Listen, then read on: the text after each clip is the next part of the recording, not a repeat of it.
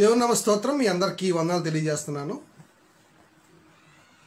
ఇలా మీ ముందుకు రావడానికి గల కారణం ఏంటంటే, ఒక మంచి టాపిక్ని మీ ముందుకు తీసుకురావాలని, ఆ టాపిక్ మీరు చక్కగా నేర్చుకొని పరిశోధించి అనేకులకి తెలియజేయాలని మీ ముందుకు రావడం జరిగింది. ఆ టాపిక్ పేరు ఏంటంటే అతి పరిశుద్ధ స్థలము. టాపిక్ పేరు ఏంటంటే అతి పరిశుద్ధ స్థలము. ఏంటి అతి పరిశుద్ధ స్థలము అనేది మనం ఈరోజు తెలుసుకుందాం. మోషే ఇజ్రాయేల్ ప్రజలను ఐగుప్తు దేశం నుంచి విడుదల చేసి మరి పాలు తేనెలు ప్రవహించే దేశానికి తీసుకెళ్తూ గుడారంలో దేవుణ్ణి ప్రతిష్ఠించి అక్కడ అతి పరిశుద్ధ స్థలాన్ని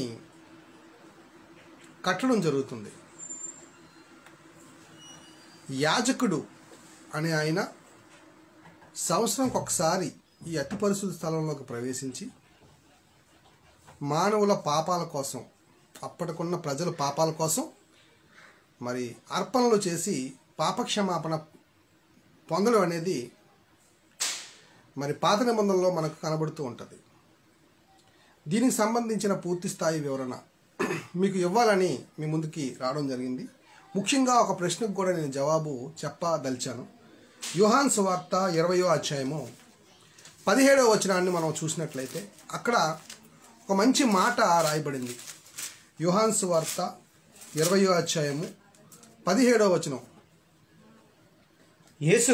యేసు ఆమెతో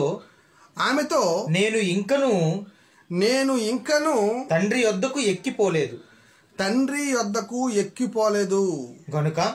గనుక నన్ను ముట్టుకొనవద్దు.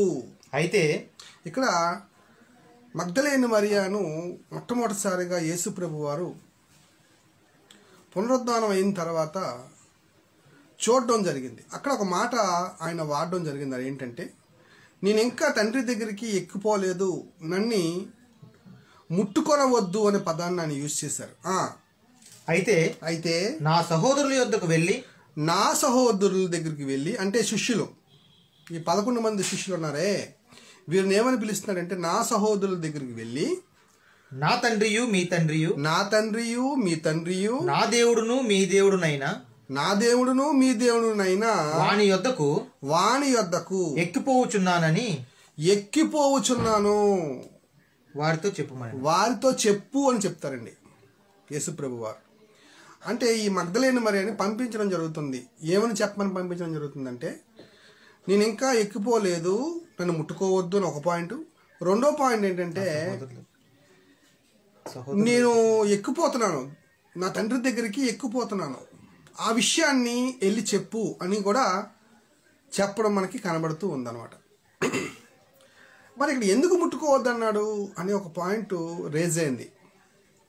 అది ఎందుకో మనం తెలుసుకోవాలి. అలాగే రెండో పాయింట్ ఏంటంటే, ఆయన ఎక్కిపోయాడా గమనించాలి. సిలువలో మరణించిన తర్వాత తన ఆత్మను అప్పగిస్తూ ఆయన మొట్టమొదటిసారిగా పరదేశకు వెళ్ళడం అనేది మనకందరికీ తెలిసిన విషయం. పక్కన ఉన్న దొంగతో ఆయన చెప్తాడు. లోకాసు వార్తలో మనకు ఆ ప్రస్తావన మనకు కనబడుతుంది. మనం చూసినట్లయితే లోకాసు వార్తలో ఆ ప్రస్తావన మనకి కనబడుతుంది. 23వ అధ్యాయం లోకాసు వార్త 43లో ఆ మాట మనకి క్లియర్ గా కనబడుతుంది. అందుకు ఆయన వానితో నేడు నీవు నాతో కూడా పరదేశంలో ఉందువని నిశ్చయముగా నీతో చెప్పుచున్నాను అంటాడు ఇక్కడ. అంటే పరదేశకి వెళ్ళాడు, ఫస్ట్ పరదేశకి వెళ్ళాడు ఆయన. ఈ పరదేశకి వెళ్ళినప్పుడు ఏం చేశాడో అనే పాయింట్ కూడా పౌలు గారు ఎక్స్ప్లెయిన్ చేస్తూ ఎఫెసీ పత్రికలో మనకు కనబడుతుంది. ఎఫెసీ పత్రిక చూడండి. ఎఫెసీ పత్రిక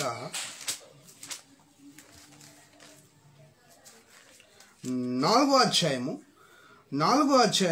చూస్తే 9వ వచనం చూస్తే, ఆరోహణమాయననగా ఆరోహణమాయననగా ఆయన ఆయన భూమి యొక్క క్రింది భాగములకు భూమి యొక్క క్రింది భాగములకు దిగిననియు అర్థమిచ్చుచున్నది కదా. అర్థమిచ్చుచున్నది గదా. మీకు అర్థమవుతుందండి. పై మాట మనం చూస్తే 8వ వచనం చూస్తే అందుచేత ఆయన ఆరోహణమైనప్పుడు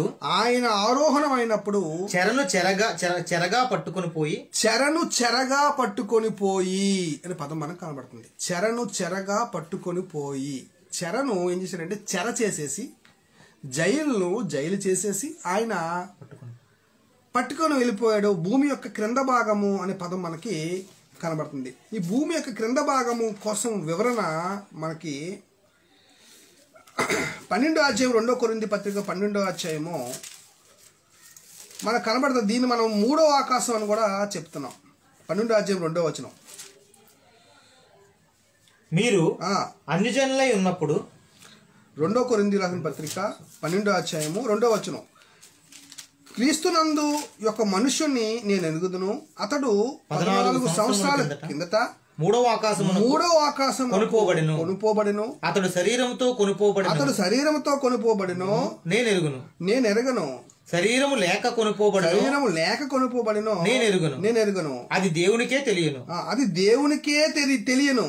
అట్టి మనుష్యుని నేను ఎరుగుదును. అతడు పరదేశంలోనికి కొనుపోబడి అని పదం చూడండి. బాగా గమనించండి. ఎంత క్లియర్ గా కనెక్షన్ కనబడుతుందో చూడండి. అతను పరదేశంలో కొనుపోబడి అంటే 3వ ఆకాశంలో పరదేశం ఉంది. ఈ పరదేశంలోకి అంటే భూమి యొక్క క్రింద భాగము, ఈ క్రింద భాగంలోకి యేసుప్రభు వారు వెళ్ళారు అని చాలా క్లియర్ గా కనబడుతుంది. చెరను చెరగా పట్టుకొని. ఎలా వెళ్ళారంటే మళ్ళీ చెరను చెరగా పట్టుకొని వెళ్ళారు. ఈ చెర అంటే ఏంటో కూడా మనం తెలుసుకుందాం. 3వ అధ్యాయము 23 గలతీ పత్రిక 3వ అధ్యాయం 23లో ఈ చెరకు సంబంధించిన విషయం కూడా ఒకసారి మనం చూసుకుందాం క్లియర్ గా. విశ్వాసము వెల్లడి కాకమునుపు ఇక ముందుకు బయలుపరచబడబోవు విశ్వాసం అవలంబింపవలసిన వారముగా చెరలో ఉంచబడినట్లు మనము ధర్మశాస్త్రమునకు లోనైన వారమైతిమి అని చెప్తున్నాడు బైబిల్లో. అంటే శిలువ మరణం పొందిన వెంటనే ధర్మశాస్త్రం అనే చెరని బంధించేసి ఆయన చెరగా చేసేసి ధర్మశాస్త్రం అనే చెరని ఏం చేశాడంటే 3వ ఆకాశానికి పరదేశంలోనికి ఆయన తీసుకువెళ్ళిపోయాడు అనేది మనకి చాలా తేటగా క్లియర్గా అర్థమైపోతుంది. అక్కడి నుంచి ఆయన తిరిగి వచ్చాడు. బాగా గమనించాలి. అక్కడి నుంచి ఆయన తిరిగి వచ్చి మగ్దలేని మరియా ఎదుట నిలబడి నేను ఇంకా తండ్రి దగ్గరికి ఎక్కిపోలేదు, నన్ను తాకొద్దు, ముట్టుకోవద్దు అని అంటూ మనకి కనబడుతూ ఉంది. అంతేకాకుండా ఈ సందర్భం అయిపోయిన తర్వాత యోహాను సువార్త మనం ఆలోచిస్తే గనక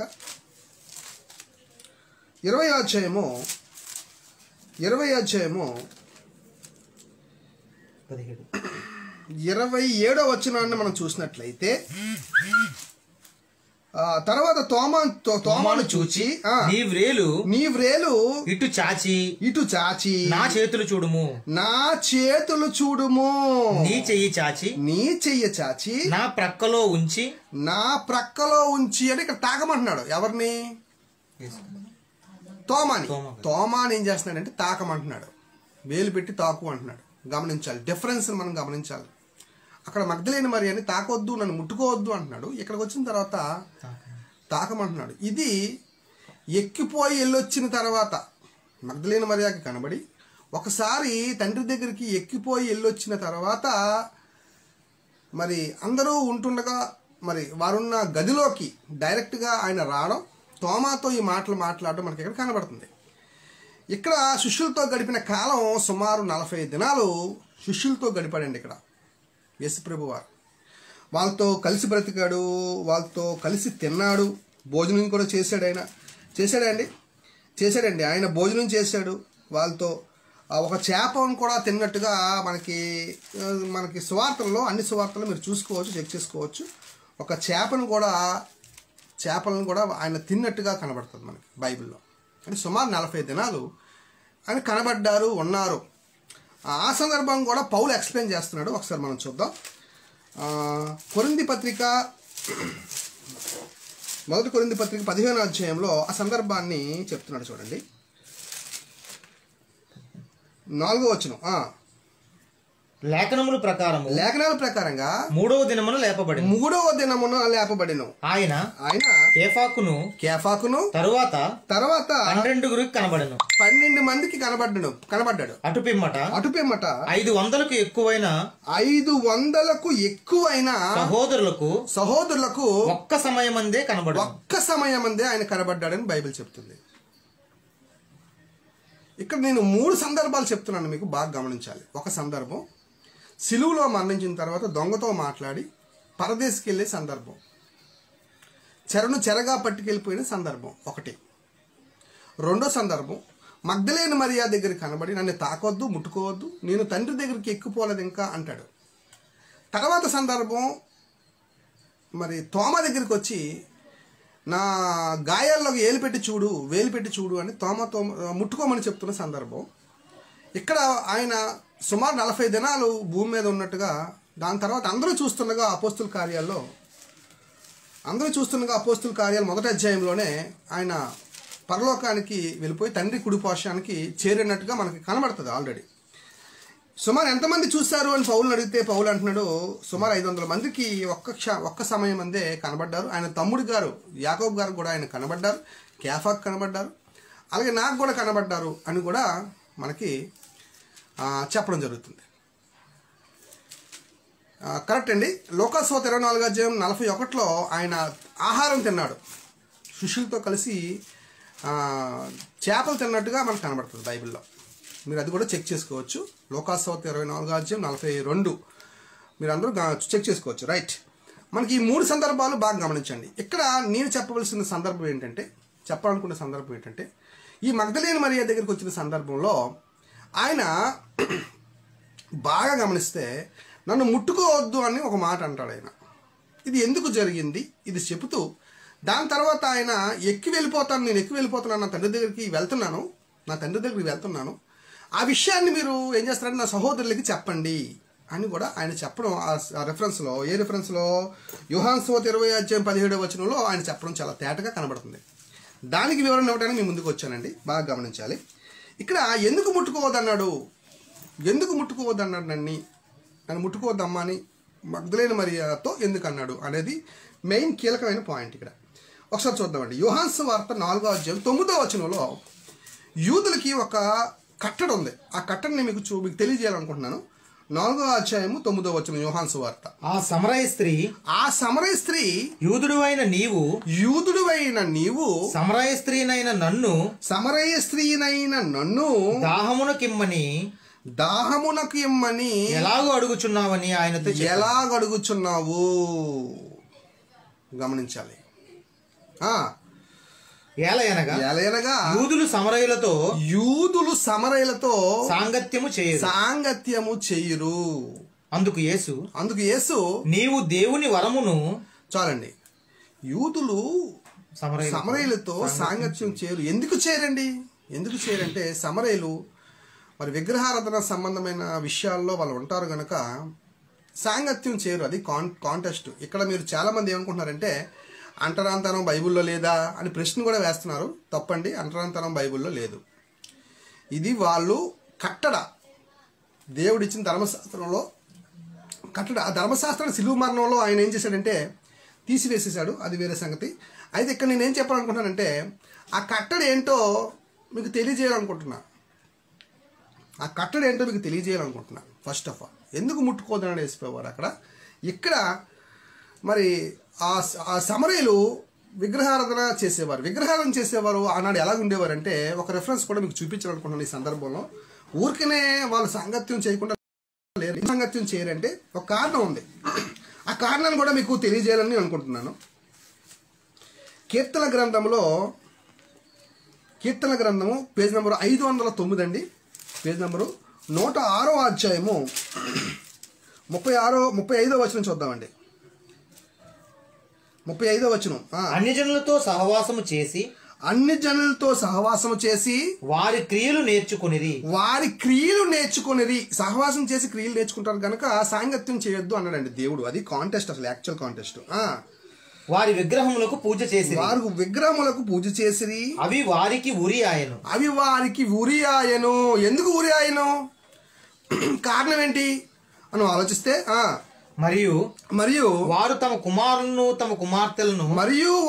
కుమారులను దెయ్యములకు బలిగా అర్పించిరి.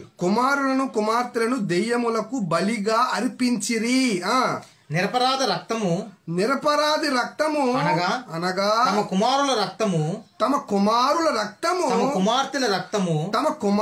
రక్తము ఒలికించిరి. అంటే నరబలులు చేసేవారు అనమాట. ఇది చాలా భయంకరమైన విషయం. నరబలులు చేయడం అనేది హర్షింపదగిన విషయం కాదు. అందుకోసం దేవుడు ఏ కట్టడి వేశాడంటే వాళ్ళతో సాంగత్యం చేయొద్దు అనే కట్టడి వేశాడు. అంతేగాని ఇది అంటరానితనం అండి అని మీరు అనుకోవద్దు. అసలు కాదు, అంటరానితనం కాదు ఇక్కడ. ఇది మీకు తెలియజేయాలనుకున్నాను. నెక్స్ట్ రెఫరెన్స్కి వెళ్ళిపోదామండి. మరి యూదుల కట్టడలో మరొక రెఫరెన్స్ చూపిస్తాను. అపోస్తుల కార్యాలు 10వ అధ్యాయం 28వ వచనం.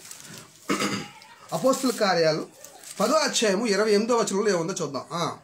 అప్పుడు అతడు అన్య జాతి వానితో సహవాసము చేయుట అయినను అట్టి వానిని ముట్టుకొనుట అయినను యూదునికి ధర్మము కాదు. ధర్మశాస్త్ర ప్రకారంగా యూదునికి ఏం కాదు? ధర్మము కాదు. మీకు తెలియను. ఇది చూపించాలని అంటారు. మీ దగ్గర ఎందుకు లేదు అని అడుగుతున్నారండి. గమనించాలి. వాళ్ళకి సబ్జెక్ట్ తెలియదు కనుక అలా అంటున్నారు. మీరు కూడా చక్కగా గమనించండి, ఇవన్నీ నేర్చుకోండి, వాళ్ళకి తెలియజేయండి. ఇక్కడ యూదులకి ధర్మము కాదు. ఎందుకంటే వాళ్ళు నరబళ్ళు ఇస్తారు. వాళ్ళు అప్పుడు నజన్లు ఏం చేసేవారంటే నరబళ్ళు ఇచ్చేవారు. అందుకే దేవుడు వద్దని చెప్తున్నాడు అనమాట. చాలా రిఫరెన్స్లు ఉన్నాయి. నేను ఒక రిఫరెన్స్ మాత్రమే మీకు కీర్తన గ్రంథంలో చూపించడం జరిగింది.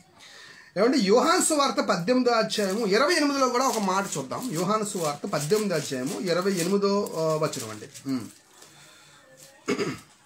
వారు కైప యొద్ద నుండి అధికార మందిరమునకు యేసును తీసుకుని పోయిరి. ఇక్కడ సిలువ వేయటానికి బంధించినప్పుడు ఎక్కడి నుంచి ఎక్కడికో తీసుకెళ్తున్నారండి. మరి వాదోపవాదం జరుగుతున్నాయి కనుక తీసుకెళ్తున్నారా.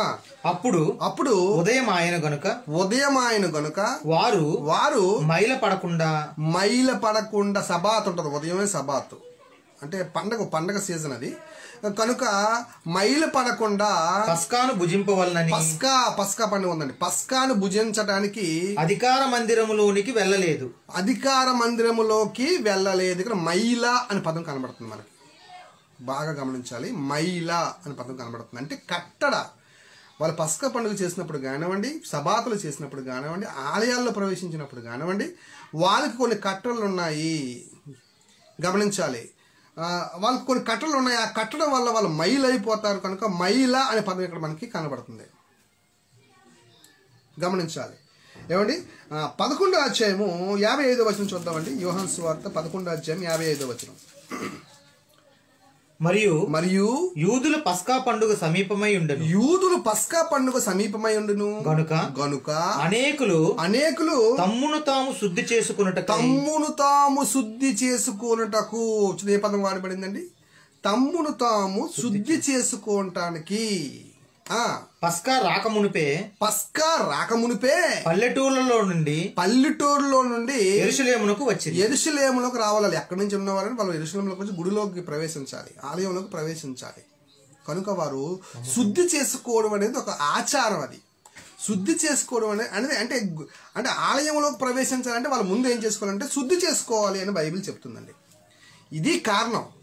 గమనించాలి. ఒక కారణమేమో అన్యజనులతో సహవాసం చేయడం వల్ల నరహత్యలు వాళ్ళు చేస్తారు కనుక, నరబలులు వాళ్ళు ఇస్తారు కనుక వాళ్ళతో సహవాసం చేయకూడదు. అందుకే వాళ్ళు ముట్టుకోరు. యూదులు ఆచారం సుమైది, క్రైస్తవుల ఆచారం ఏం కాదు. ఓకేనా. ఇక్కడికి వచ్చేసరికి 11వ అధ్యాయం 55లో శుద్ధి చేసుకోవడం అనేది ఒక కాన్సెప్ట్ యూదులకు ఉంది అని మనకు అర్థమైపోతుంది. అపోస్తుల కార్యాలు 21వ అధ్యాయం 24వ వచనం చూద్దాం. అపోస్తుల కార్యాలు 21వ అధ్యాయం 24వ వచనం.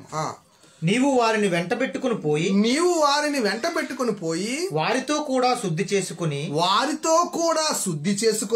వారు తల క్షౌరం చేయించుకుని అని పదం చూడండి. అంటే పౌలు గారు ఇక్కడ శుద్ధి చేసుకున్నారా? 26వ వచనం చూడండి, 21వ అధ్యాయం 26వ వచనం చూడండి.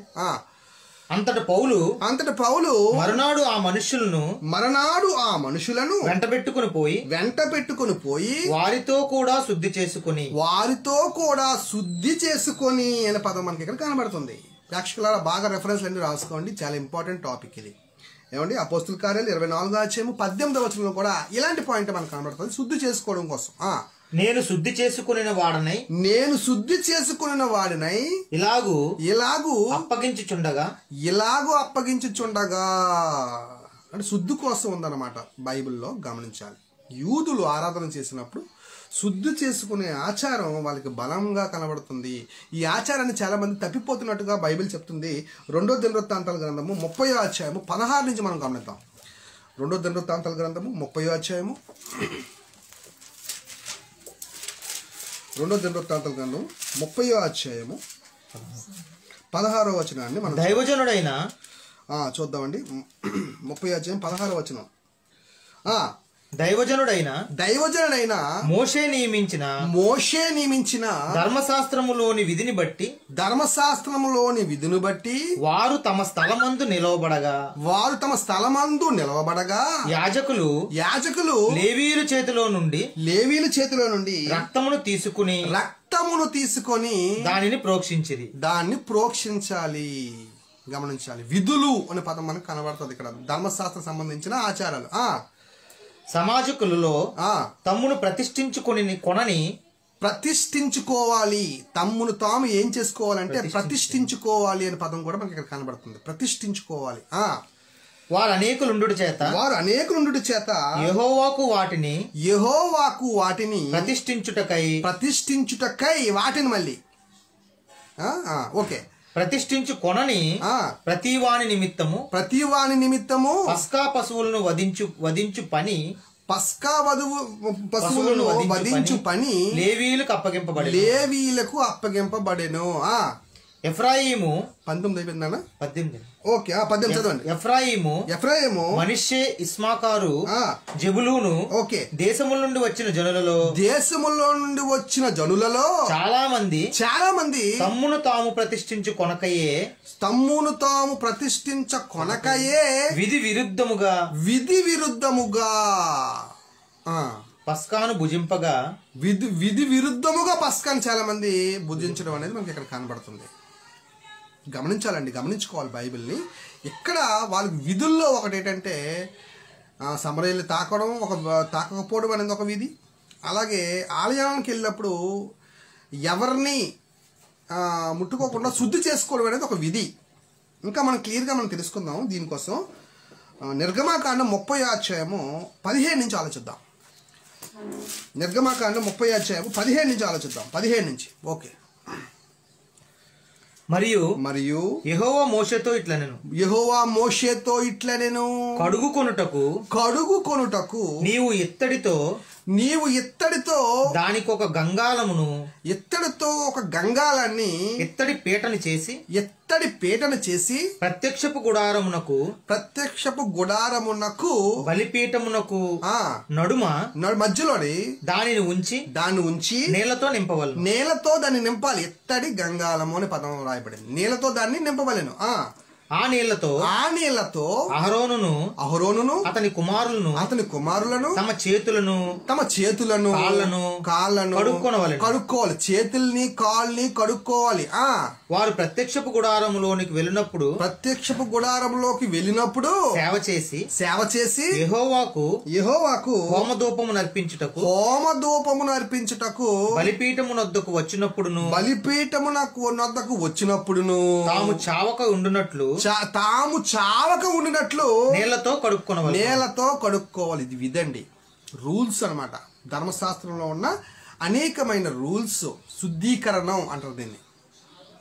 అలాగే 40వ అధ్యాయము 30 నుంచి 31, 32 వరకు మనం చూద్దాం. నిర్గమకాండము 40వ అధ్యాయము 30 నుంచి 32 వరకు.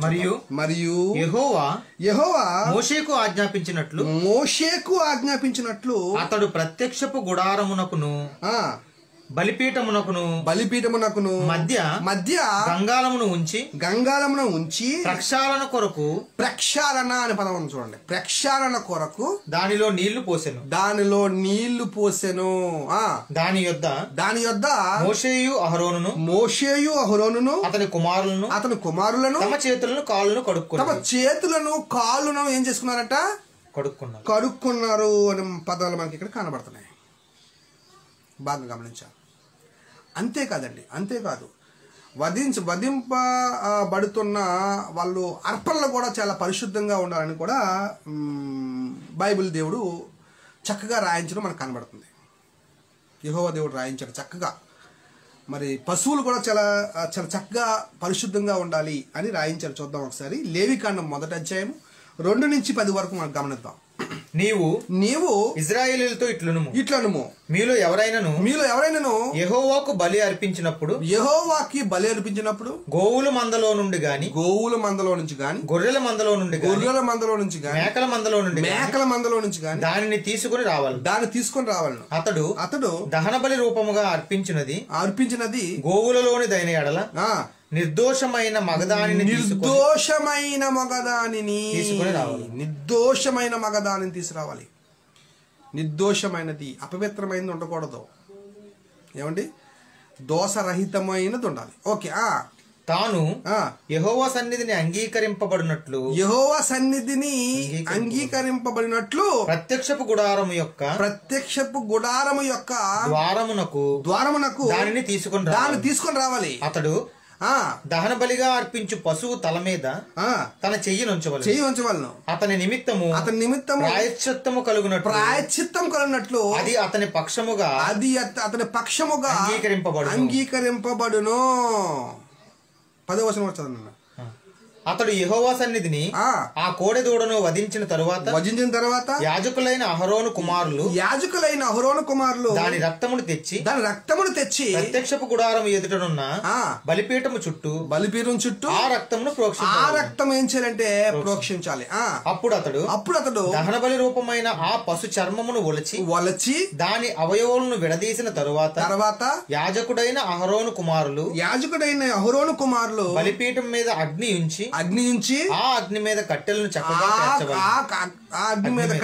చక్కగా పేర్చవలను. అప్పుడు యాజకులైన అహరోను కుమారులు ఆ అవయవములను తలను క్రొవ్వును బలిపీఠం మీద ఉన్న అగ్ని మీద కట్టెల పైన చక్కగా పేర్చవలను. దాని అంతరములను కాళ్లను నీళ్లతో కడగవలను. అది యెహోవాకు ఇంపైన సువాసన గల దహన బలి అగునట్లు యాజకుడు దానిని అంతయు బలిపీఠం మీద దహించాలి. దహన బలిగా అతడు అర్పించినది గొర్రెల యొక్క గాని మేకల యొక్క గాని మందలోనిదైన ఎడల అతడు నిర్దోషమైన మగదాన్ని అన్నాడు. చూడండి, బాగా గమనించాలి ఇవన్నీ కూడా మనం. ఎందుకంటే అది పవిత్రంగా ఉండాలి, వీళ్ళు పవిత్రంగా ఉండాలి. ఆ ప్లేస్కి వెళ్ళిన తర్వాత అంత క్లారిటీగా ఇక్కడ చెప్తున్నానండి. చూడండి, లేవికాండంలో 22వ అధ్యాయం చూద్దామండి. అదే లేవికాండం 22వ అధ్యాయము 19 నుంచి 25 వరకు మనం అక్కడ కూడా చూద్దామండి. అక్కడ ఎలా ఉందో చూద్దాం. అన్ని మొత్తం మీకు చెప్తాను ఈరోజు. కొంచెం పెద్దదైనప్పటికీ టాపిక్ దయచేసి అందరూ రాసుకోండి. వాడు అంగీకరింపబడినట్లు గోవులలో నుండి అయినను గొర్రె మేకల నుండి అయినను దోషము లేని మగదానిని అర్పింపవలెను. దోషము లేని అర్పించాలా? దేనికి కలంకముండునో దానిని అర్పింపకూడదు. అది మీ పక్షముగా అంగీకరింపబడదు. ఒకడు మొక్కుబడిని చెల్లించుటకే గాని స్వేచ్ఛార్పణము అర్పించుటకే గాని సమాధాన బలి రూపముగా గోవునైనను గొర్రెనైనను మేకనైనను యెహోవాకు తెచ్చినప్పుడు అది అంగీకరింపబడినట్లు దోషము లేనిదై ఉండవలెను.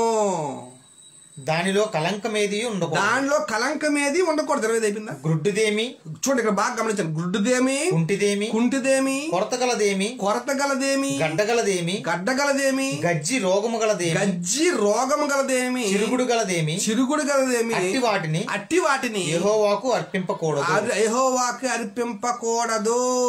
వాటిలో దేనిని బలిపీఠం మీద యెహోవాకు హోమము చేయకూడదు. హోమము చెయ్యకూడదు. కురూపి అయిన కోడినైనను గొర్రె మేకల మందలోని దానినైనను స్వేచ్ఛార్పణముగా అర్పింపవచ్చును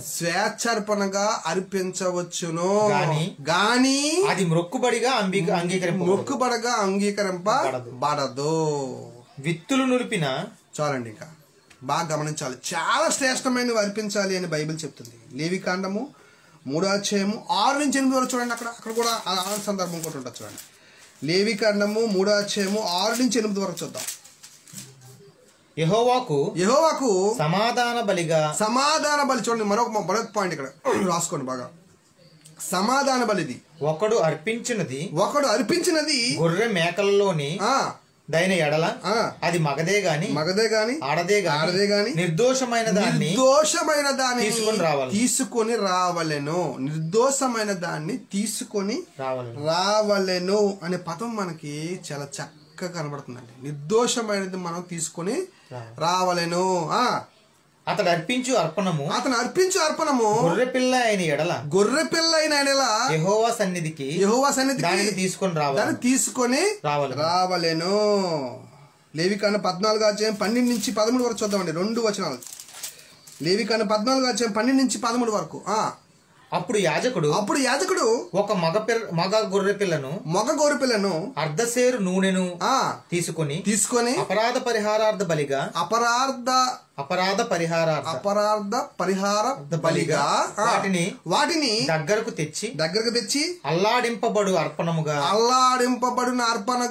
యెహోవా సన్నిధిని వాటిని అల్లాడింపవలెను. అతడు పాప పరిహారార్థ బలి పశువును దహన బలి పశువును వధించు పరిశుద్ధ స్థలములో ఆ గొర్రె పిల్లను వధింపవలెను. బాగా ఎన్ని మైండ్లో పెట్టుకోండి. ఫస్ట్ ఆఫ్ ఆల్ ఎందుకు చెప్పానంటే ఇవన్నీ కూడా యోహాను సువార్త 1:29 ఆ గొర్రె పిల్ల ఎవరో చెప్తున్నాడండి. అక్కడ దహన బలులుగా అర్పింపబడిన, పాత నిబంధనలో అర్పింపబడిన దహన బలులుగా ఉన్న అవి కొత్త నిబంధనలకు వచ్చేసరికి 1:29 ఆ గొర్రెపిల్ల ఎవరో ఒక గొర్రెపిల్ల కోసం చెప్తున్నాడు. చూడండి ఎవరో. యోహాను సువార్త 1:29 అండి. యోహాను సువార్త 1:29 చూద్దాం. మరునాడు యోహాను యేసు తన యొద్దకు రాగా చూచి ఇదిగో లోక పాపమును మోసుకొని పోవు దేవుని గొర్రె పిల్ల, దేవుని యొక్క గొర్రె పిల్ల. ఈయన ఏం చేస్తాడంటే లోక పాపాన్ని ఏం చేస్తాడండి? మోసుకొని పోతాడట, తీసుకెళ్లిపోతాడట. లోక పాపాన్ని తీసుకెళ్లిపోయే దేవుని యొక్క గొర్రె పిల్ల యేసు ప్రభు వారు. ఇక్కడ యేసుప్రభు వారు పరిశుద్ధుడు. యేసుప్రభు వారు పరిశుద్ధమైన గొర్రెపిల్ల. గమనించాలి, అక్కడ విధుల ప్రకారంగా ముట్టుకోవద్దమ్మా అని ఎందుకన్నాడంటే యూదుల ఆచారాన్ని, ధర్మశాస్త్రాన్ని సంపూర్ణం చేస్తున్నాడు. అక్కడ ధర్మశాస్త్రాన్ని ముగిస్తున్నాడు, సంపూర్ణం చేస్తున్నాడు. మనకి 24వ అధ్యాయం లోకాసు సువార్త 44లో ఒక మాట రాయబడింది. చెప్పుకొని మనం ముందుకు వెళ్ళిపోదాం. లోకాసు వార్త 24వ అధ్యాయం 44 చూద్దాం ఒకసారి. అంతటా ఆయన మోషే ధర్మశాస్త్రములోను ప్రవక్తల గ్రంథములలో కీర్తనలలోను నన్ను గూర్చిన రాయబడినన్నీయు నెరవేరవలనని నేను మీ యొద్ద ఉండినప్పుడు మీతో చెప్పిన మాటలు నెరవేరాయని వారితో చెప్పాను. నెరవేరిపోయి అంటే నెరవేర్చాడు. అన్ని నెరవేర్చాడు. ఏటి నెరవేర్చాడో చూపిస్తాను. ఇప్పుడు మీకు ఏటి నెరవేర్చాడో కూడా మీకు చూపిస్తాను. బాగా గమనించాలి. ప్రకటన గ్రంథం 13వ అధ్యాయం 8వ వచనం చూద్దామండి. ఇప్పుడు ఇక్కడ నుంచి చాలా కీలకమైన విషయాలు వస్తాయి కనుక జాగ్రత్తగా మీరు అర్థం చేసుకోండి. భూనివాసులందరూ అనగా జగదుత్పత్తి మొదలుకొని అంటే ఆదాము నుంచి వధింపబడి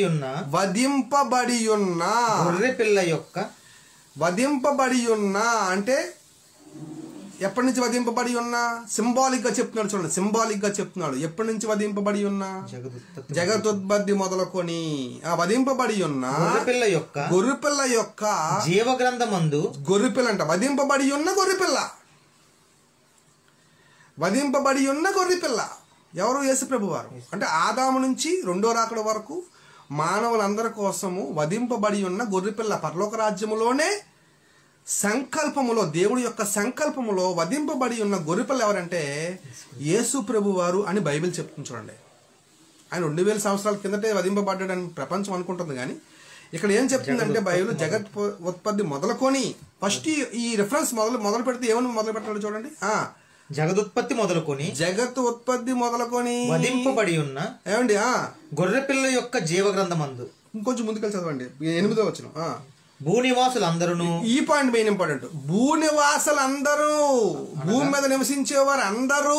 దానికి అర్థం ఏంటంటే అనగా అంటే ఆదాము మొదలుకొని రెండో రాకడ వరకు ఉన్న ప్రతి మనిషి కోసం ఆయన వధింపబడి ఉన్న గొర్రెపిల్ల ప్రిపేర్డ్గా ఉన్నాడు. అప్పుడు బాగా గమనించాలి. ఒక ప్రవచనం చూపిస్తాను. ఆ ప్రవచనం నెరవేర్పే మగ్దలేని మరియా దగ్గర నెరవేరింది. గమనించాలి. ఒక ప్రవచనం చూపిస్తాను మీకు, బాగా అబ్జర్వ్ చేయాలి. మగ్దలేని మరియా దగ్గర నన్ను ముట్టుకోవద్దమ్మా, నేను ఎక్కిపోతున్నాను పరలోక రాజ్యానికి, నేను ఎక్కిపోవాలి, నా తండ్రి దగ్గరికి ఒకసారి వెళ్ళి రావాలి. ఎందుకు వెళ్తున్నాడో మీకు చెప్తాను, బాగా వినాలి. ఒక ప్రవచనం నెరవేర్పు జరగాలి అక్కడ. ఏటా ప్రవచనం నెరవేర్పు? దానియేలు గ్రంథము 7వ అధ్యాయము 13-14 చూద్దామండి. ఇక్కడి నుంచి చాలా కీలకమైన విషయం కనబడుతుంది మనకి. దానియేలు గ్రంథము 7వ అధ్యాయము 13-14 వచనాలు. రాత్రి కలిగిన దర్శనములను నేను ఇంకా చూస్తున్నాడు దానియేలు గారు. ఇక్కడ దానియేలు ఇంకా చూస్తుండగా ఆకాశ మేఘారుడట. ఎవరు ఆకాశ మేఘారుడు అంటే? యేసు ప్రభు వారు ప్రవచనం. ఇది యేసు ప్రభు వారు ప్రవచనం. ఆకాశ మేఘారుడై మనుష్య కుమారుని పోలిన ఒకడు వచ్చి ఆ మహావృద్ధుడగు వాని సన్నిధి. మహావృద్ధుడు ఎవరు ఇక్కడ? తండ్రి అయిన దేవుడు. బాగా గమనించాలి. మహావృద్ధుడు ఎవరంటే ప్రవచనం ప్రకారంగా తండ్రి అయిన దేవుడు. మహావృద్ధుడు ఎదుట సన్నిధిని ప్రవేశించి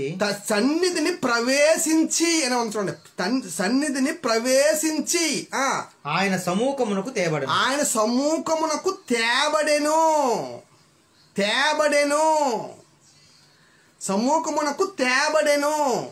తేబడిన తర్వాత ఏం జరిగింది చెప్తాను. మళ్ళీ చూడండి, తేబడిన తర్వాత ఏం జరిగింది చెప్తాను చూడండి.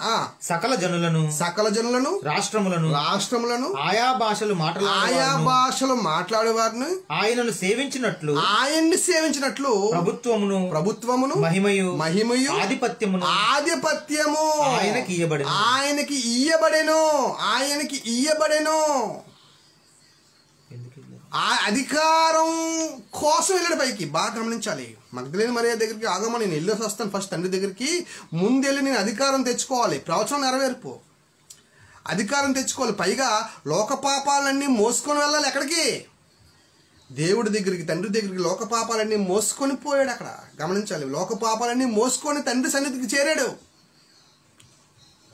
లోక పాపాలన్నీ మోసుకొని తండ్రి దగ్గరికి. ఇందాక మనం చదువుకున్నాం, ఒక వచనం చదువుకున్నాం.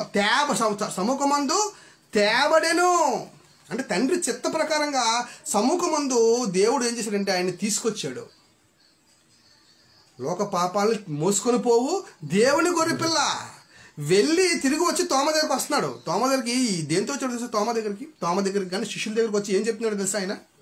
చూడండి, మత్తయి సువార్త 28వ అధ్యాయము 18వ వచనం. మత్తయి సువార్త 28వ అధ్యాయము 18వ వచనం చూద్దామండి. అయితే యేసు వారి యొద్దకు వచ్చి పరలోకమందును భూమి మీదను నాకు సర్వాధికారము ఇయ్యబడి ఉన్నది. ఎప్పుడు ఇయ్యబడింది సర్వాధికారము? మగ్దలేని మరియా దగ్గర నుంచి తండ్రి అయిన దేవుడి దగ్గరికి వెళ్ళి ప్రవచనానుసారంగా దానియేలు ప్రవచనం నెరవేర్చుకొని ఆయన అధికారాన్ని భూమి మీదకి తెచ్చుకున్నాడు. ఈ అధికారం కోసమే ప్రార్థిస్తున్నాడు. చూడండి, యోహాను సువార్త 17వ అధ్యాయం 5వ వచనం. యోహాను సువార్త 17వ అధ్యాయం 5వ వచనం చూడండి. యోహాను సువార్త 17:5 ద్రాక్షావల్లిని నేను. యోహాను సువార్త 17 5 తండ్రి లోకము పుట్టక మునుపు నీ యొద్ద నాకు ఏ మహిమ ఉండెనో ఆ మహిమతో నన్ను ఇప్పుడు నీ యొద్ద మహిమపరచుము. అంటే లోక పాపాలను మోసుకొని వెళ్ళిపోయి తండ్రి సన్నిధికి చేరి అధికారాన్ని సంపాదించుకొని భూమి మీదకి తిరిగి వచ్చాడు మళ్ళా. ఇది మనం బాగా గమనించాలి. ఒక నిర్దోషమైన గొర్రెపిల్ల, ఒక పవిత్రుడుగా ఉండే యాజకుడు మనకు కనబడతాడు ఇక్కడ. పాత నిబంధనల యాజకులు ఎలాగైతే చేతులు కాళ్ళు ఇత్తడి గంగాళంలో ఉన్న నీరుతో కడుక్కొని శుద్ధీకరణ చేసుకొని వాళ్ళ ఆచార ప్రకారంగా శుద్ధీకరణ చేసుకొని అంటే ధర్మశాస్త్ర విధులు అన్నీ కూడా నెరవేర్చడానికి ఆయన నన్ను ముట్టుకోవద్దమ్మా అని ఒక మాట అన్నాడు. అంతేకాకుండా తండ్రి దగ్గరికి ప్రవచనానుసారంగా దానియేలు గ్రంథం ప్రవచనాల ప్రకారంగా ఆయన పరలోకాన్ని చేరి మన పాపాలన్నీ తీసివేశాడు వెళ్ళి. ఇంతకీ అక్కడికి వెళ్ళి ఏం చేస్తున్నాడో ఏమండి ఇప్పుడు మనం చూద్దాం. హెబ్రీ పత్రిక 5వ అధ్యాయము 5 నుంచి 10 వరకు దానికి సంబంధించిన వివరణ పౌలు ఎలాగిస్తున్నాడో చూద్దాం ఒకసారి.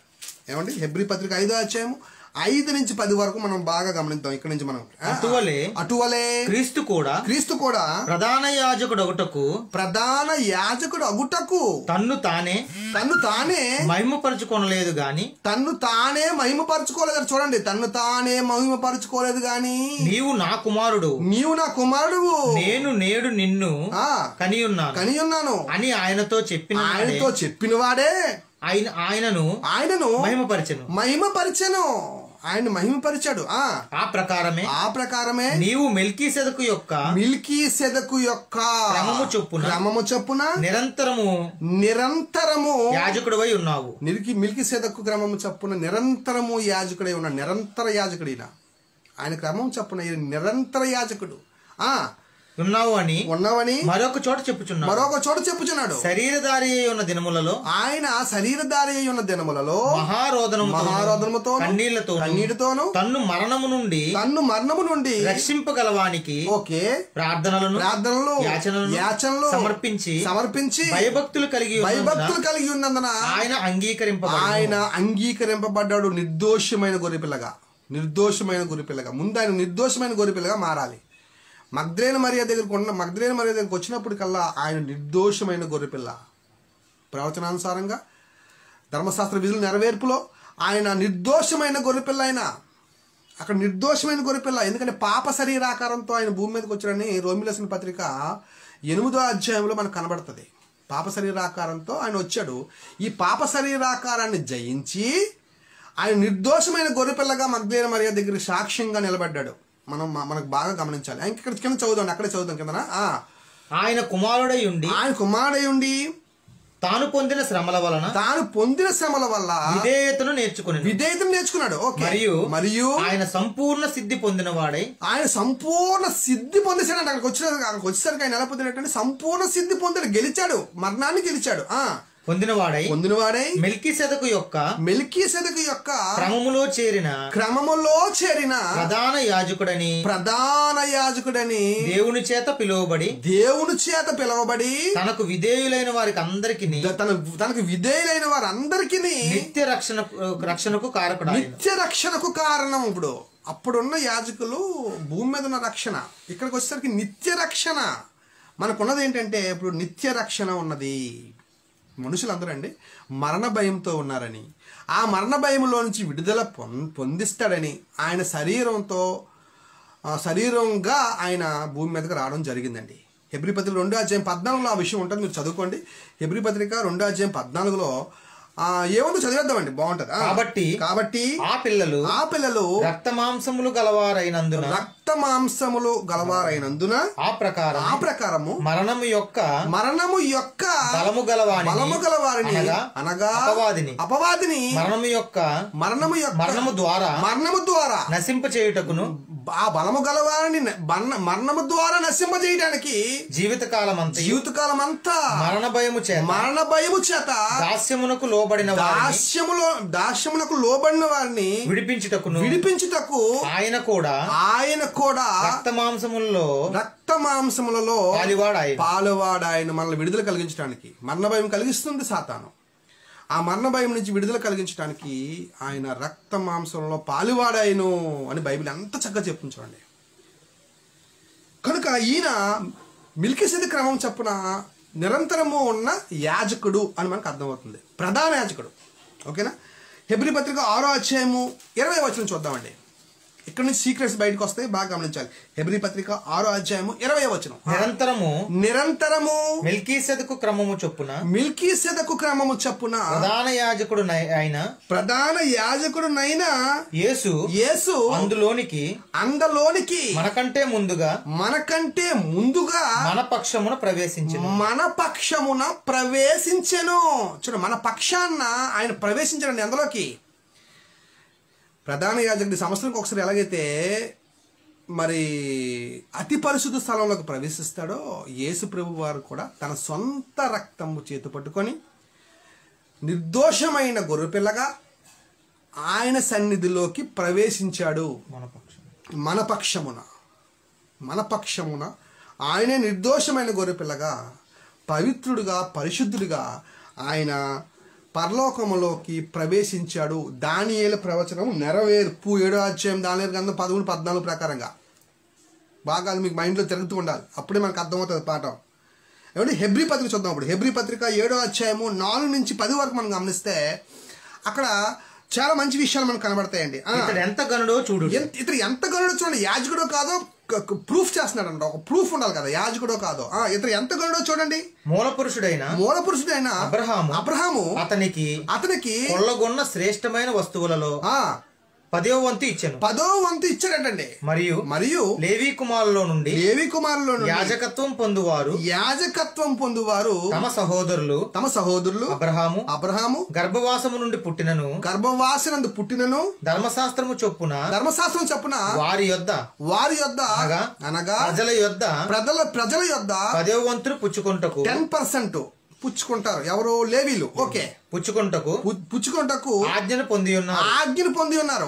గాని వారితో సంబంధించిన వంశావళి లేనివాడైన మెల్కీసెదెకు వంశావళి లేదండి. ఆయనకి మెల్కీసెదెకు ఎవరంటే వంశావళి లేనివాడు, జీవితకాలం మట్టుకు ఆది అయినను అంతమైనను లేనివాడు.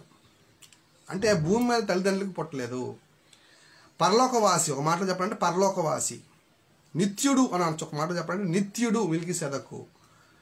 ఆయన కూడా పాత నిబంధనలో దర్శనంలో కనబడిన యేసుప్రభు వారు మనకు బాగా కనబడాలి ఎగ్జాంపుల్గా. దాని మీద నేను ఒక బుక్ కూడా రాశాను, నా బుక్లు తీసుకోండి. ఆ బుక్కుల్లో ఆ వివరణ పూర్తి స్థాయిలో ఉంటది. Okay, next. మెల్కీసెదెకు అబ్రహాము నొద్ద 10వ వంతు పుచ్చుకొని, అబ్రహాము నొద్ద ఏం చేశాడంటే మెల్కీసెదెకు 10వ వంతు పుచ్చుకున్నాడు. ఓకే. వాగ్దానములో పొందిన వాడిని ఆశీర్వదించాడు. అబ్రహామును ఏం చేశాడంటే ఆశీర్వదించాడు. తక్కువ వాడు ఎక్కువ వాని చేత ఆశీర్వదింపబడునను మాట కేవలము నిరాక్షేపమై ఉన్నది. మరియు లేవి క్రమము చూడగా చావునకు లోనైన వారు 10వ వంతులను పుచ్చుకొనుచున్నారు. చావునకు లోనైన వారు ఏం చేస్తున్నారంటే లేవి క్రమం చూడగా 10వ వంతు పుచ్చుకుంటున్నారు. ఓకే. అయితే ఈ క్రమం చూడగా జీవించుచున్నాడని సాక్ష్యం పొందినవాడు జీవించుచున్నాడని సాక్ష్యం కావాలి ప్రపంచానికి. జీవించుచున్నాడని సాక్ష్యం ఇచ్చాడు మగ్దలేనే మరియా కనబడి. మగ్దలేనే మరియాకి ఎందుకు కనబడాలి? ఒక సాక్ష్యం ఉండాలా లేదా? ఆయన జీవిస్తున్నాడని ఒక సాక్ష్యం ఉండాలా లేదా? జీవిస్తున్నాడని ఒక సాక్ష్యం ఉండాలి కనుక అక్కడికి వచ్చి మగ్దలేనే మరియా దగ్గరికి వచ్చి ఆయన కనబడడం అనేది మనకి కనబడుతుంది. అంటే ఒక సాక్ష్యాన్ని పెట్టుకున్నాడు ఆయన. అతి పరిశుద్ధ స్థలంలోకి ప్రవేశించక ముందు ఒక సాక్ష్యాన్ని ఆయన పెట్టుకున్నాడు. ఆయన నిరంతరము యాజకుడై ఉన్నాడు అనే ఒక సాక్ష్యాన్ని ఇక్కడ మనకు కనబడుతున్నాడు బైబిల్లో. సాక్ష్యం పొందినవాడు పుచ్చుకొనుచున్నాడు. అంతేకాక ఒక విధమున చెప్పిన ఎడల 10వ వంతులను పుచ్చుకొను లేవియు 10వ వంతు పుచ్చుకున్న లేవి కూడా అబ్రహాము ద్వారా దశమాంసములు ఇచ్చెను. ఎలాగంటే మిల్కీసెదకు అతని పితరుని కలుసుకున్నప్పుడు లేవి తన పితరుని పితరుల గర్భంలో ఉన్నాడు. లేవి కూడా ఇచ్చాడు 10వ భాగం. మరొక విషయం ఏంటంటే మిల్కీసెదకు అబ్రహాం దగ్గర వచ్చినప్పుడు రొట్టి ద్రాక్షరసం తీసుకొస్తాడండి. బాగా గమనించాలి. అబ్రహాం దగ్గరకు వచ్చినప్పుడు రొట్టి ద్రాక్షరసం తీసుకొచ్చినప్పుడు ఎవరంటే అక్కడ మిల్కీసెదకు. అలాగే యేసు ప్రభు వారు మరి శిష్యులకి రొట్టి ద్రాక్షరసం ఇస్తాడు. ఇది నా శరీరము, ఇది నా రక్తం అని. అలాగే శిష్యులు కూడా రొట్టి విరిచి ద్రాక్షరసం తీసుకున్నారు. అలాగే పౌలు గారు కూడా మరి కొరింథీ పత్రిక 11వ అధ్యాయంలో కూడా రొట్టి ద్రాక్షరసం తీసుకున్నాను అంటాడు. అలాగే మనం కూడా రొట్టి ద్రాక్షరసం తీసుకుంటున్నాం. యేసుక్రీస్తు శరీరము, యేసుక్రీస్తు రక్తానికి పోలికది. అందుకే ఆయన జగత్ ఉత్పత్తి ముందే వధింపబడిన గొర్రెపిల్ల. అందుకే ఆయన జగత్ ఉత్పత్తి ముందే వధింపబడిన గొర్రెపిల్లగా సింబాలిక్గా అక్కడ రాయడం అనేది మనకు కనబడుతుంది. ఏమండి, ఇప్పుడు 15-16 వచనాలు చూద్దాం. 15-16 వచనాలు. మరియు శరీరానుసారంగా నెరవేర్చబడు ఆజ్ఞగల ధర్మశాస్త్రమును బట్టి కాక నాశనము లేని జీవమునకున్న జీవమునకు ఉన్న శక్తిని బట్టి నియమింపబడి మెల్కీసెదకును పోలిన వాడైన వేరొక యాజకుడు వచ్చి ఉన్నాడు. సేమ్ పోలికట. అంటే మెల్కీసెదకు కూడా యేసుక్రీస్తే పాత నిబంధనలో, కొత్త నిబంధనలో యేసుక్రీస్తు అనమాట. గమనించాలండి. ఈ రెండు కూడా మిల్కీసెదకు క్రమము చప్పున నిరంతరము ఉండు యాజకుడు. మనం గమనించాలి. 7వ అధ్యాయము 23 నుంచి చూద్దామండి. 23 నుంచి 28 వరకు చూద్దాం. 7వ అధ్యాయం 23 నుంచి 28 వరకు. మరియు ఆ యాజకులు మరణము పొందుట చేత ఎల్లప్పుడును ఉండ సాధ్యము కాదట. యాజకులు ఏమైపోతారని చనిపోతారండి. ఉండ సాధ్యం కాదు. అనేకులయ్యారు గాని ఈయన నిరంతరము ఉంటాడు. నిరంతరము ఉండే యాజకుడు. గనుక మార్పు లేని యాజకత్వము కలిగిన వాడు ఆయన. ఈయన తన ద్వారా దేవుని యొద్దకు వచ్చిన వారి పక్షమున విజ్ఞాపన చేయుటకు నిరంతరము జీవించుచున్నాడు. గనుక వారిని సంపూర్ణముగా రక్షించుటకు శక్తిమంతుడై ఉన్నాడు. పవిత్రుడును నిర్దోషియు కల్మషం లేనివాడు. పాపుల్లో చేరక ప్రత్యేకముగా ఉన్నవాడును ఆకాశ మండలము కంటే మిక్కిలి హెచ్చైన వాడైనా ఇట్టి ప్రధాన యాజకుడు మనకు సరిపోయినవాడు. 28 అయిపోయిందా? చదవండి. ధర్మశాస్త్రము బలహీనత గల మనుషులను యాజకులుగా నియమించిన ధర్మశాస్త్రము. గాని ధర్మశాస్త్రమునకు తరువాత వచ్చిన ప్రమాణపూర్వకమైన వాక్యము కొత్త నిబంధన నిరంతరము సంపూర్ణ సిద్ధి పొందాడంట. కుమారుని నియమించిన గనుక ఈయన ఆ ప్రధాన యాజకుల వలె మొదట తన సొంత పాపముల కొరకు తరువాత ప్రజల పాపం కొరకు ముందు సొంత పాపాల కోసం అట వాళ్ళు అర్పించేవారట. దాని తర్వాత ప్రజల పాపం కోసం అర్పించేవారట అర్పణలో. దినదినము బలులను అర్పింపవలసిన అవసరము గలవారు కాడు. తన్ను తాను అర్పించుకున్నప్పుడు ఒక్కసారి ఈ పని చేసి ముగించేశాడట. అర్పించుకొని ఏమండి ఆ రక్తాన్ని ఎక్కడ తీసుకెళ్ళిపోయాడండి? పరలోకానికి మన నిమిత్తం తీసుకెళ్ళాడు. బాగా గమనించాలి. అతి పరిశుద్ధ స్థలంలోకి ప్రవేశించాడు. ఏమండి ఈ విషయాన్ని ఇన్ డీటెయిల్గా హెబ్రీ పత్రిక 9వ అధ్యాయంలో కన్ఫర్మ్ చేస్తున్నాడు. చూద్దాం ఒకసారి, అది చెప్పుకొని మనం ముగించేద్దాం. ఈ పాఠాన్ని బాగా గమనించాలి. 9వ అధ్యాయము 7 నుంచి మనం చదువుకుందాం. ఇక్కడ నుంచి చాలా జాగ్రత్తగా వింటే మీకు అర్థమైపోతుంది, మొత్తం టోటల్ పిక్చర్ అర్థమైపోద్దండి. చూద్దామండి. హెబ్రీ పత్రిక 9వ అధ్యాయం 7వ వచనం. సంవత్సరమునకు ఒక్కసారి మాత్రమే ప్రధాన యాజకుడు ఒక్కడే రక్తము చేత పట్టుకొని రెండో గుడారములోకి ప్రవేశిస్తాడు. ఆ రక్తము తన కొరకును ప్రజల ప్రజలు అజ్ఞాన కృతములు కొరకును అతడు అర్పిస్తాడు. దీనిని బట్టి ఆ మొదటి గుడారం ఇంకా నిలిచిచుండగా అతి పరిశుద్ధ స్థలములో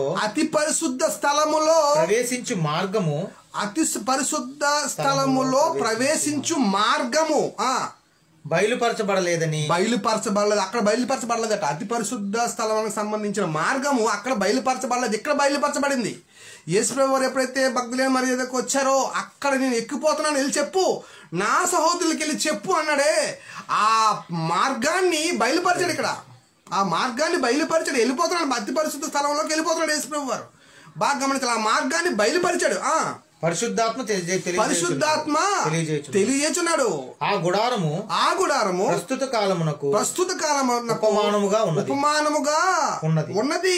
ఈ ఉపమానార్థమును బట్టి మనస్సాక్షి విషయములో ఆరాధకునికి సంపూర్ణ సిద్ధి కలుగజేయలేని అంటే మనకి సంపూర్ణ సిద్ధి కలుగజేయలేని అర్పణలను బలులను అర్పింపబడుచున్నవి.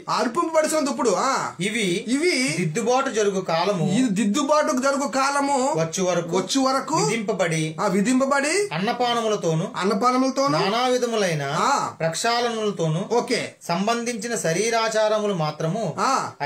అయితే క్రీస్తు రాబోచున్న మేలుల విషయమై ప్రధాన యాజకుడుగా వచ్చి తానే నిత్యమైన విమోచన సంపాదించి హస్తకృతము కానిది అనగా ఈ సృష్టి సంబంధము కానిది మరి ఘనమైనది పరిపూర్ణమైనది అయిన గుడారము ద్వారా మేకల యొక్కయు అంటే ఆయన శరీరం కోసం చెప్తానండి. ఆ గుడారం ఏంటంటే ఆయన శరీరము ద్వారా మేకల యొక్కయు కోడెల యొక్కయు రక్తముతో కాక తన సొంత స్వరక్తముతో ఒక్కసారే పరిశుద్ధ స్థలములో ప్రవేశించాడటండి. అంటే దేవుని సన్నిధిలోకి ప్రవేశించాడు. ఎవరు? యేసు ప్రభు వారు దేవుని సన్నిధిలోకి ప్రవేశించాడు. ఒక యాజకుడు, ప్రధాన యాజకుడు ఎలాగైతే ప్రవేశిస్తాడో తన సొంత రక్తాన్ని పట్టుకొని నిర్దోషమైన గొర్రెపిల్ల ప్రవేశించింది. ఎక్కడికి? పరలోక రాజ్యానికి వెళ్ళి అధికారం తెచ్చుకున్నాడు. ఆయన అక్కడికి వెళ్ళి అధికారం తెచ్చుకున్నాడండి. 12 అయిపోయిందనా? 12 అయిపోయింది. ఓకే, ఇప్పుడు 18 నుంచి వద్దామండి. 9వ అధ్యాయం 18 నుంచి చెప్పుకొని 18 నుంచి 24 వరకు చెప్పుకొని ఈ పాఠాన్ని ముగిద్దాం. రైట్. ఇందుచేత మొదటి నిబంధన కూడా రక్తము లేకుండా ప్రతిష్ఠింపబడలేదు. ధర్మశాస్త్ర ప్రకారము మోషే ప్రతి ఆజ్ఞను ప్రజలతో చెప్పిన తరువాత ఆయన నీళ్లతోను రక్తవర్ణము గల గొర్రెబొచ్చుతోను హిస్సోపుతోను కోడెల యొక్కయు మేకల యొక్కయు రక్తమును తీసుకొని దేవుడు మీ కొరకు విధించిన నిబంధన రక్తం ఇదే అని చెప్పుచు గ్రంథం మీద ప్రజలందరి మీద ప్రోక్షించాడండి. గ్రంథం మీద ప్రజలందరి మీద ప్రోక్షణ జరిగిందంట. అదే విధముగా గుడారం మీదను సేవా పాత్రలన్నిటి మీదను ఆ రక్తమును ప్రోక్షించాను. మరియు ధర్మశాస్త్ర ప్రకారము సమస్త వస్తువులను రక్తము చేత శుద్ధీకరణ జరుగుతుంది. శుద్ధీకరణ ఎంత చెప్తాను చూసారా? శుద్ధీకరణ జరగాలండి. శుద్ధీకరణ జరగడం కోసం నన్ను ఇంకా ముట్టుకోవద్దమ్మా, శుద్ధీకరణ చేస్తాను నేను. శుద్ధీకరణ చేసిన తర్వాత అప్పుడు నన్ను తాగుదు గాని అది కాన్సెప్ట్ గమనించాలి. రక్తము చిందింపకుండా పాప క్షమాపణ కలగదనియు సామాన్యంగా చెప్పబడుతుంది. పరలోకమందున్న వాటిని పోలిన వస్తువులు ఇట్టి బలుల వలన శుద్ధి చేయబడవలసి ఉన్నది. గాని పరలోక సంబంధమైనవి వీటికంటే శ్రేష్టమైన బలుల వలన శుద్ధి చేయబడవలసి ఉండెను. అందువలన నిజమైన పరిశుద్ధ స్థలమును పోలి హస్తకృతమైన పరిశుద్ధ స్థలములలో క్రీస్తు ప్రవేశించలేదంటే హస్తకృతమైన పరిశుద్ధ స్థలములో ఎవరు ప్రవేశించారు? లేవీలో నుంచి యాజకులు ప్రవేశించారు. ఓకే, హస్తకృతములైన ఆలయంలో పరిశుద్ధ స్థలంలోకి ప్రవేశించలేదు. గాని ఇప్పుడు మన కొరకు దేవుని సముఖమందు కనబడుటకు పరలోకమందే ప్రవేశించెను. గమనించాలి, పరలోకమందు ప్రవేశించాడు. అతి పరిశుద్ధ స్థలంలోకి కూడా వెళ్ళిపోయాడు. ఆయన ఎక్కడికి వెళ్ళిపోయాడండి? తన సొంత రక్తముతో పరిశుద్ధ స్థలములోకి, అతి పరిశుద్ధ స్థలములోకి ఆయన ప్రవేశించాడు. దానియేలు గ్రంథం నెరవేర్పు జరిగింది. 7వ అధ్యాయం దానియేలు గ్రంథం 13-14 ప్రకారంగా సముఖమందు తేబడిను. యోహాను సువార్త 1వ అధ్యాయం 29 ప్రకారంగా మన పాపాలను మోసుకెళ్ళిపోవు దేవుని గొర్రెపిల్ల. గమనించాలండి. అందుకే మగ్దలేనే మరియ దగ్గర నించున్నాడు. నన్ను ఇంకా ముట్టుకోకమ్మా, నేను వెళ్ళాలి, అధికారం తెచ్చుకోవాలి, వెళ్ళి అధికారం తెచ్చుకొని వస్తాను, మీ పాపాలన్నీ తీసేస్తానని చెప్పి మరణ భయం నుంచి మనల్ని విడుదల కలిగించడానికి ఆయన అతి పరిశుద్ధ స్థలంలో తన సొంత రక్తంతో ప్రవేశించి గొర్రెపిల్లగా ప్రవేశించి ఏమన్నా జగత్తుత్పత్తి మొదలుకొని వధింపబడిన గొర్రెపిల్లగా మనకు బైబిల్లో కనబడుతున్న మన పాపాల నిమిత్తం చనిపోయిన యేసు ప్రభు వారు ఆయన చనిపోయి సజీవుడిగా లేచాడు, సజీవుడిగా సాక్ష్యం పొందాడు. గమనించాలి, ఈ పాఠాన్ని గమనించాలి. బైబిల్లో అంటరానితనము లేదు. బైబిల్లో ఏమండి ఆచారాలు ఉన్నాయి. ఆచారాలను కొట్టివేసి ఏమండి ఆయన నిజమైన ఆజ్ఞలు ప్రమాణ గ్రంథాన్ని ఆయన స్థాపించి ఏమండి మనల్ని ఇప్పుడు దేంతో శుద్ధి చేస్తున్నాడో చెప్పుకొని ముగించేద్దామండి. దేంతో మనకు ఇప్పుడు శుద్ధి చేస్తున్నాడో తెలుసా? కీర్తన గ్రంథము ఆ ఒక్క రిఫరెన్స్ చెప్పుకొని మనం ముగించుకుందాం. కీర్తన గ్రంథం 119 వచనాన్ని మనం చూద్దామండి. ముఖ్యంగా యవనస్తులు అందరూ దీన్ని బాగా రాసుకోవాలి. యవనస్తులు దేని చేత తమ నడత శుద్ధి చేసుకొందురు నీ వాక్యాన్ని బట్టి దానిని జాగ్రత్తగా చూచుకున్నట్టు చేతనే కదా. అంటే ఈ వాక్యాన్ని బాగా చూసుకుంటే మీరు శుద్ధి అవుతారు. దేవుడు చిన్న వాక్యాన్ని దీవించుగాక. అతి పరిశుద్ధ స్థలానికి మనల్ని తీసుకెళ్లే ఒకే ఒక వ్యక్తి, ఒకే ఒక్క దేవుడు యేసు ప్రభువారు. మీ అందరికీ వందనాలు. Thank you.